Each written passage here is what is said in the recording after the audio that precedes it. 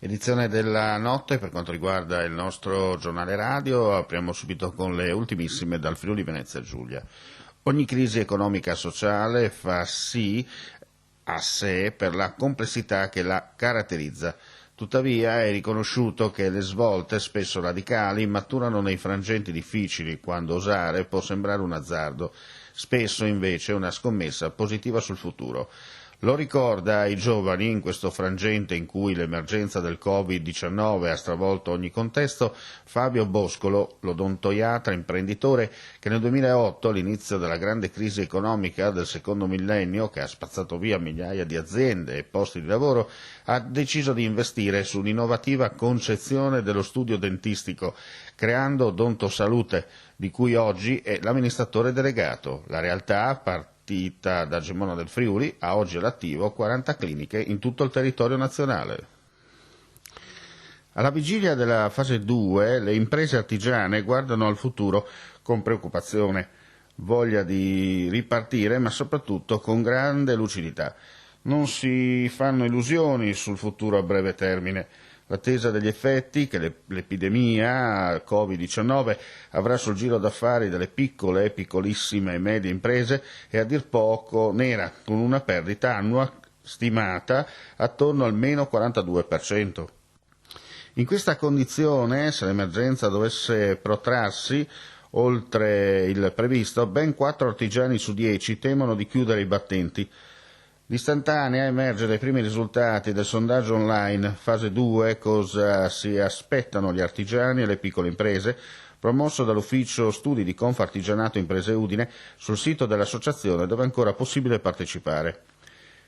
La crisi, conferma Graziano Tilatti, presidente di Confartigianato Imprese Udine, durerà tutto quest'anno e con grande probabilità investirà anche una parte del prossimo. A 12 anni dal 2008 ci troviamo impantanati in una nuova fase di difficoltà, se possibile ancora più subdola, che imporrà una ristrutturazione, conclude Tilatti nell'intervento, del modello economico e in generale un ripensamento delle dinamiche globali. I tamponi effettuati alla casa circondariale di Udine non hanno evidenziato casi di coronavirus all'interno della struttura, né tra i carcerati né tra il personale in servizio.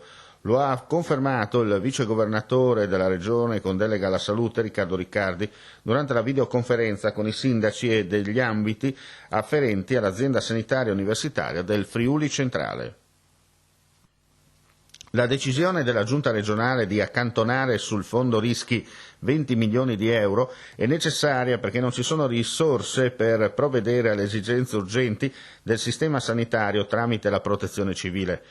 Da inizio legislatura siamo abituati a ottimizzare l'uso delle risorse di bilancio e in questo momento di crisi siamo chiamati a farlo con efficacia ulteriore. Lo ha affermato l'assessore regionale alle finanze Barbara Zilli in merito alla contrarietà espressa dai consiglieri regionali del Movimento 5 Stelle sul nuovo disegno di legge sulla crisi inerenti al Covid-19.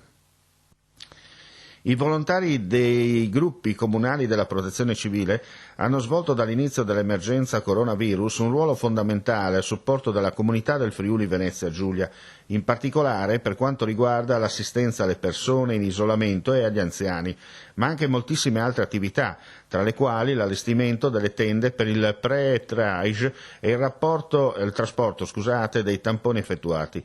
Un impegno enorme confermato dalle 30.000 giorni uomo d'attività effettuate dai volontari e dagli 8.400 mezzi giorno messi in campo, per il quale è giusto esprimere il ringraziamento di tutta la nostra regione.